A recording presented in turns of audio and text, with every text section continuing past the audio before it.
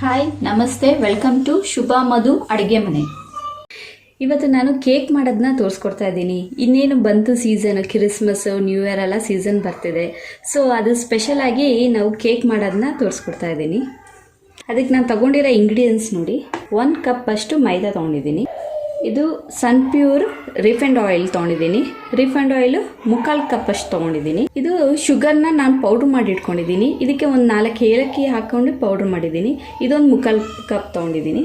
ಮತ್ತು ಇದು ಬೆಚ್ಚಗಿರತಕ್ಕಂಥ ಹಾಲು ಬಿಸಿ ಮಾಡಿ ಬೆಚ್ಚಗೆ ಮಾಡಿ ಇಟ್ಕೊಂಡಿದ್ದೀನಿ. ಇದೊಂದು 3/4 ಕಪ್ ತೊಗೊಂಡಿದ್ದೀನಿ. ಬೇಕಿಂಗ್ ಪೌಡರ್ ತೊಗೊಂಡಿದ್ದೀನಿ, ಇದು 1 ಸ್ಪೂನ್ ಹಾಕ್ಕೊಳ್ಬೇಕು. ಇದು ಬೇಕಿಂಗ್ ಸೋಡಾ, ಇದು ಡ್ರೈ ಫ್ರೂಟ್ಸ್ನ ತೊಗೊಂಡಿದ್ದೀನಿ 1 ಕಪ್ ಅಷ್ಟು. ಸೊ ಇದು ಮಾಡೋದು ಹೇಗೆ ಅಂತ ಇವಾಗ ತೋರಿಸ್ಕೊಡ್ತೀನಿ. ತುಂಬಾ ಸಿಂಪಲ್ ಆಗಿದೆ, ಈಸಿ. ಟ್ರೈ ಮಾಡಿ ಎಲ್ಲರೂ ಒಂದ್ಸತಿ. ನಾನು ಇದಕ್ಕೆ ಕೇಕ್ ಮಾಡೋಕ್ಕೆ ಈ ಥರ ಒಂದು ಬೇಸನ್ ತೊಗೊಂಡಿದ್ದೀನಿ. ಇದಕ್ಕೆ ಫಸ್ಟ್ ನಾವು ಗ್ರೀಸ್ ಮಾಡ್ಕೊಳ್ಬೇಕು.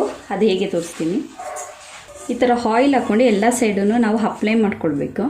ಮನೇಲಿರೋ ಪದಾರ್ಥಗಳನ್ನು ಬಳಸಿ ನಾವು ಮನೇಲೇನೆ ಕೇಕ್ ಮಾಡಿ ಕೊಡ್ಬೋದು ಮಕ್ಕಳಿಗೆ. ಈ ಥರ ನೀಟಾಗಿ ಎಲ್ಲ ಕಡೆನೂ ಅಪ್ಲೈ ಮಾಡಬೇಕು ಆಯಿಲ್.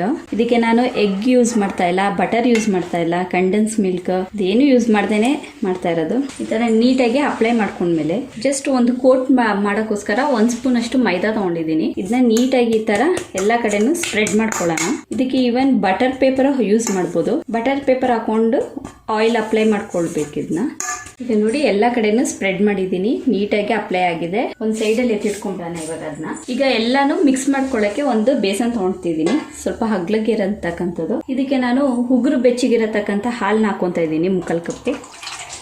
ಇದಕ್ಕೆ ನಾನು 1 ಟೇಬಲ್ ಸ್ಪೂನ್ ಅಷ್ಟು ವಿನಿಗರ್ ಹಾಕೊತಾ ಇದ್ದೀನಿ.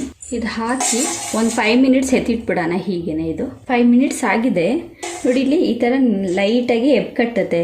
ಇವಾಗ ವಿನಿಗರ್ ಇಲ್ಲ ಅಂದರೆ ಈವನ್ 1 ಸ್ಪೂನ್ ಅಷ್ಟು ಲೆಮನ್ ಜ್ಯೂಸ್ ಆ್ಯಡ್ ಮಾಡ್ಬೋದು ಇದಕ್ಕೆ. ಈಗ ನಾನು ಇದಕ್ಕೆ 3/4 ಕಪ್ ಅಷ್ಟು ಸನ್ ಪ್ಯೂರ್ ರಿಫೈಂಡ್ ಆಯಿಲ್ ಹಾಕೊತಾ ಇದ್ದೀನಿ.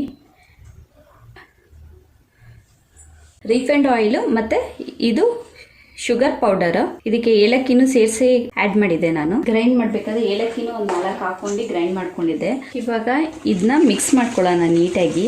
ಈ ಹಾಲು ಮತ್ತೆ ಸನ್ ಪ್ಯೂರ್ ಆಯಿಲ್, ಶುಗರ್ ಪೌಡರ್ ಎಲ್ಲ ನೀಟಾಗಿ ಬ್ಲೆಂಡ್ ಆಗಬೇಕು. ಶುಗರ್ ಬಂದು ನೀಟಾಗಿ ಕರಗಬೇಕು. ಇದೀಗ ಮಿಕ್ಸ್ ಆಗಿದೆ. ಈಗ 1 ಕಪ್ ಮೈದಾ ತಗೊಂಡಿದ್ನಲ್ಲ, ಈಗ ಅದನ್ನ ಆ್ಯಡ್ ಮಾಡ್ಕೊತಾ ಇದ್ದೀನಿ. ನೀಟಾಗಿ ಎಲ್ಲಾನು ಬ್ಲೆಂಡ್ ಮಾಡ್ಕೊಳ್ಳೋಣ. ಹಾಗೆ ಟ್ರೈ ಮಾಡಿ ಹೇಗೆ ಬಂತು ಅಂತ ನನಗೆ ಕಮೆಂಟ್ಸ್ ಮೂಲಕ ತಿಳಿಸಿ. 1/2 ಸ್ಪೂನ್ ಅಷ್ಟು ಬೇಕಿಂಗ್ ಪೌಡರ್ ಹಾಕೊಂತಾ ಇದ್ದೀನಿ. ಅಡಿಗೆ ಸೋಡಾ ಹಾಕೊಂತಿದ್ದೀನಿ ಸ್ವಲ್ಪ. ಈಗ ಸ್ವಲ್ಪ ನಾನು ಸಾಲ್ಟ್ ಹಾಕೊಂತಾ ಇದ್ದೀನಿ. ಈಗ ಎಲ್ಲಾನು ಹಾಕಿ ಮಿಕ್ಸ್ ಮಾಡೋಣ ನೀಟಾಗಿ. ನೋಡಿ ಈ ರೀತಿ ಇರಬೇಕು ಬ್ಯಾಟರ್. ನೀಟಾಗಿ ಈಗ ಆಗಿದೆ. ಇಷ್ಟು ಬರೋ ತನಕನೂ ನಾವು ಮಿಕ್ಸ್ ಮಾಡ್ತಾ ಇರಬೇಕು. ನೋಡಿ ಈ ತರ ಫ್ಲೋ ಆಗಬೇಕು. ಈಗ ಇದಕ್ಕೆ ಡ್ರೈ ಫ್ರೂಟ್ಸ್ ಆ್ಯಡ್ ಮಾಡ್ಕೊತಾ ಇದ್ದೀನಿ. ನೋಡಿ ಈ ಡ್ರೈ ಫ್ರೂಟ್ಸ್ ಗೆ ಹಾಗೆ ಹಾಕೊಳ್ಳೋದು ಬೇಡ, ಸ್ವಲ್ಪ ಮೈದಾ ಆ್ಯಡ್ ಮಾಡಿ ನೀಟಾಗಿ ಮಿಕ್ಸ್ ಮಾಡ್ಕೊಳ್ಳೋಣ. ಇವಾಗ ಇದನ್ನ ಹಾಕೊಳ್ಳೋಣ. ಇದು ಏನಕ್ಕೆ ಮಿಕ್ಸ್ ಮಾಡ್ಕೊಂಡು ಹಾಕೊಳ್ಳೋದು ಅಂದರೆ, ಇಲ್ಲಾಂದ್ರೆ ಒಂದೇ ಸೈಡಲ್ಲಿ ಹೋಗಿ ಮಿಕ್ಸ್ ಆಗಿಬಿಡುತ್ತೆ. ಡ್ರೈ ಫ್ರೂಟ್ಸ್ ಒಂದೇ ಸೈಡ್ ಕೂತ್ಕೊಂಡ್ಬಿಡುತ್ತೆ. ಎಲ್ಲ ಕಡೆನೂ ನೀಟಾಗಿ ಸ್ಪ್ರೆಡ್ ಆಗುತ್ತೆ. ಸೊ ಇದು ಆಗಿದೆ. ಈಗ ಇದಕ್ಕೆ ಬೌಲ್ಗೆ ಹಾಕೊಳ್ಳೋಣ.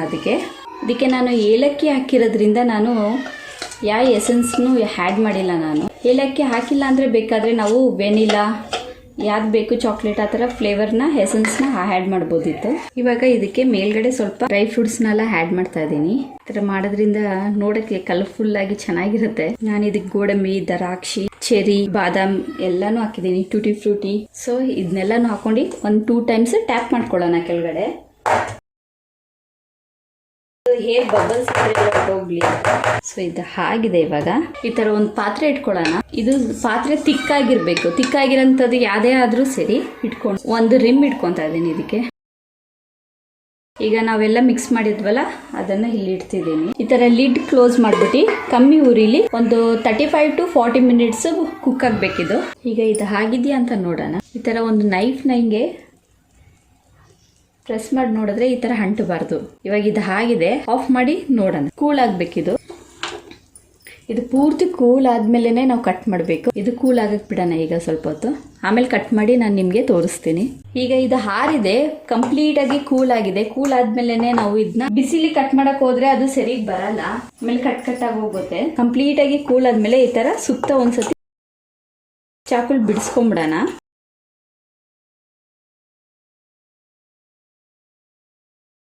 ಈಗ ಒಂದು ಪ್ಲೇಟ್ ತಗೊಂಡು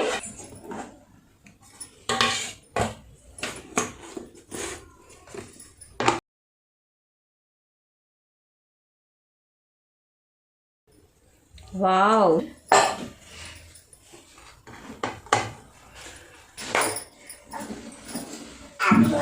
ಇದು ನೀಟಾಗಿ ಆಗಿದೆ. ಈಗ